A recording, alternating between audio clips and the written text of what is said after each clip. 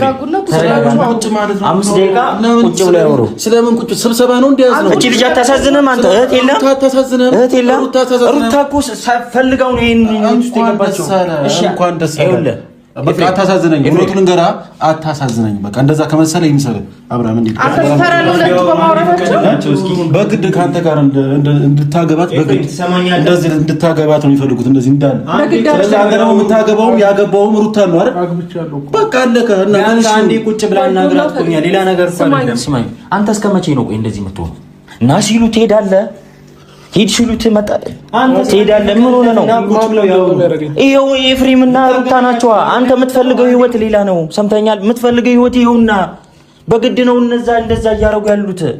ስማኝ እንደ አብርሃም ወደ ቀልብ ተመለስ። እሺ ምን እንዳደርግልህ ነው የምትፈልገው? ንገረኝ፣ ለኔ ንገረኝ። ወንድም ምን ይያለው? አንተ ለምን አንድ ቁጭ ብላ ታናገራትም? አብርሃም እሺ የትን ውሰድህ? ወደ ራስ እንድትመለስ የትን ውሰድህ? አብርሃም ከራስ ጋር አይደለም።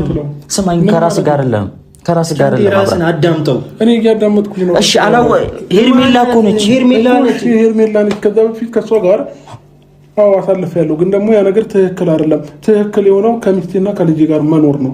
እኔ ስለዚህ ሚስቴና ልጄን መርጫለሁ። በቃ ሁሉ ነገር ባንዴ ትተዋል።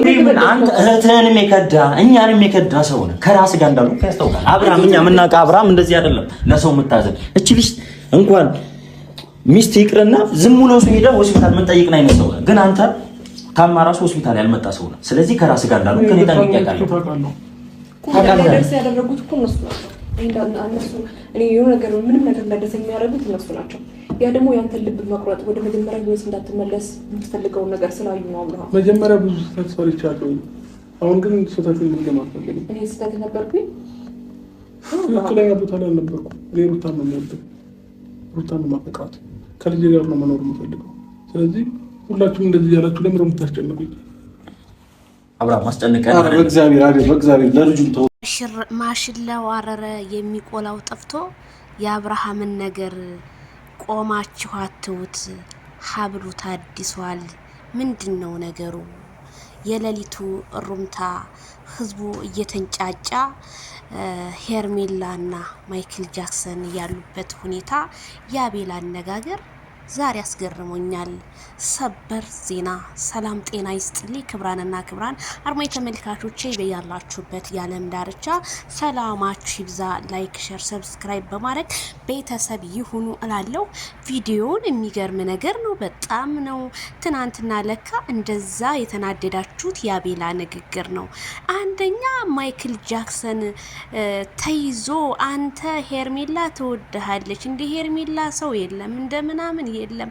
ይሄ ልጅን እንደዚህ ብለህ ተምትከራከር ካንገቱ ላይ ያለውን ሀብል በጥሰህ አትጥለውም? ሲቀጥል አብርሃም በሰው ሪሞት እኮ ነው ሪሞት ልክ ኤፍሬም ሲያወራ አብርሃም ያወራል።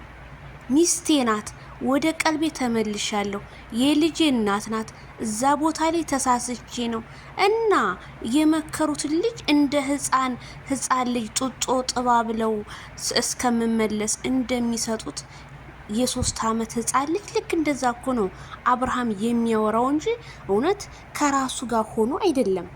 ሲቀጥል ደግሞ አብርሃም እንኳን ሰዓቱ እሺ ሰዓቱን ስትሉ የነበራችሁ ሰዎች ይሄው ሰዓቱን ለብሶት አይደል እንደ አብርሃም ያለው አያችሁ፣ ሰዓቱን ለብሶታል። ሰዓቱን የተደገመበት ሀብሉ ነው፣ ሀብሉ ላይ ነው።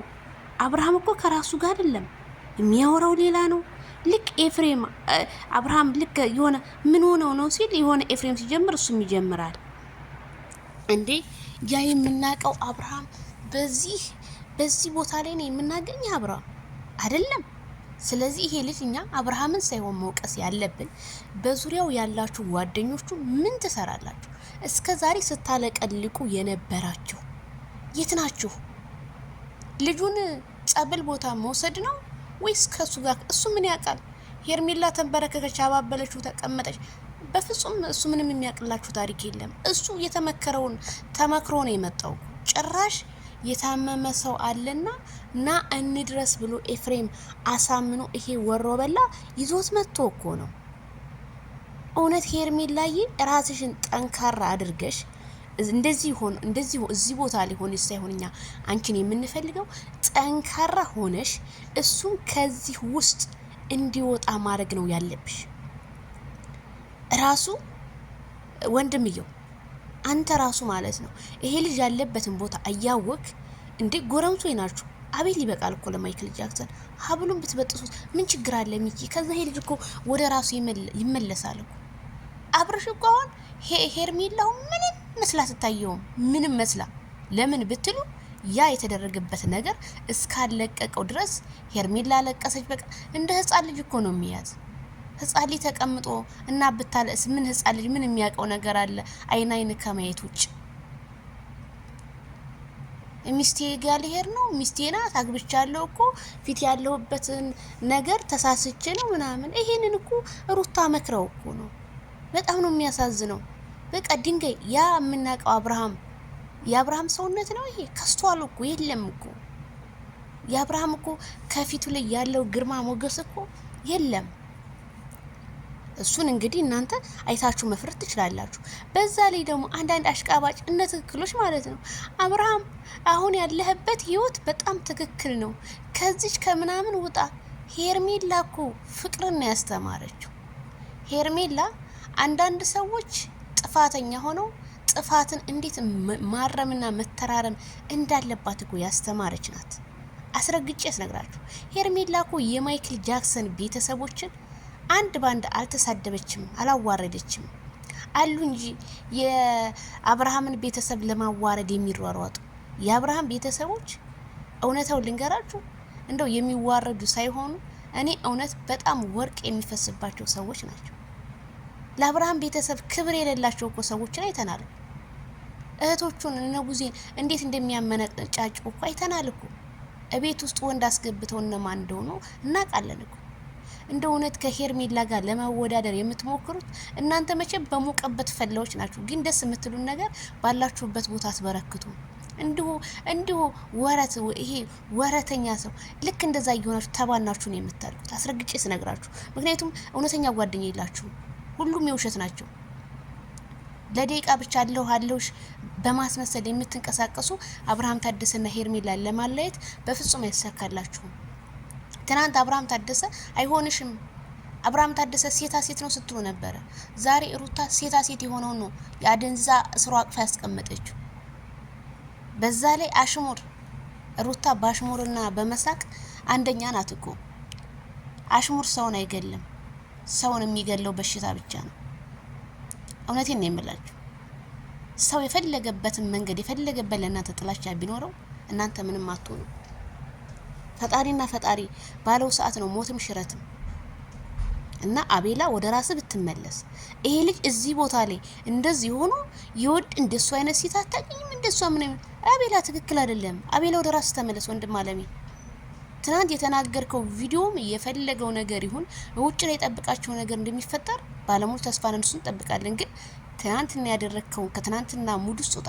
የፈለገው ነገር ተናደዳው ትናደዳለህ አውቃለሁ። ግን ብትናደድም ይሄን ንግግር አለመናገር በቃ ልጁ ከራሱ ጋር አይደለም። ከራሱ ጋር ቢሆን ኦኬ ውቀሰው ክሰሰው የሆነ ነገር በለው። ግን ከራሱ ጋር አይደለም። አብርሃም አውቃለሁ አንተ ስንት መስዋዕት እንደከፈልክ ለአብርሃምን ከዛ ከጭቅጭቅ ሙድ ውስጥ ለማስወጣት ብዙ ነገር ተጣጥረሃል። የጓደኝነት ጥግ ወይም የወንድምነት ጥግ ያሳየው። ግን ቢሆንም ይሄንን ያህል ግን አብርሃምን ባትጫ ነው እንደኔ መልካም ነው። ያለበትን ማሰብ አለበት።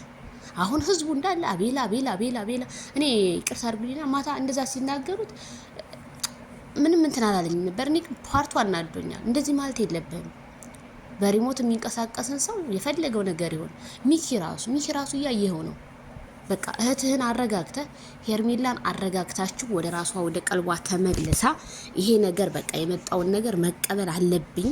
ስለዚህ ይሄ ልጅ የሚወጣበትን ደግሞ በልሃተኛ ናት እኮ ሄርሜላ፣ የሚወጣበትን ሙድ በቃ ማስተካከል መፈለግ እንጂ ይሄ በማለቃቀስ ምናምን አታልቅሽ እንዴ።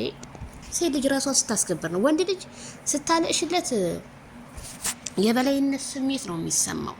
ስለዚህ ማልቀስ የለብሽም። ብዙ ነገር ይጠብቅሻል። አንቺ ወደፊት ልጅ መውለድ አለ፣ ብዙ ነገር አለ፣ ኃላፊነት ይጠብቅሻል፣ ብዙ ነገር። ስለዚህ አትጨነቂ። ያለቀሱ ሰዎች ይደረሱ።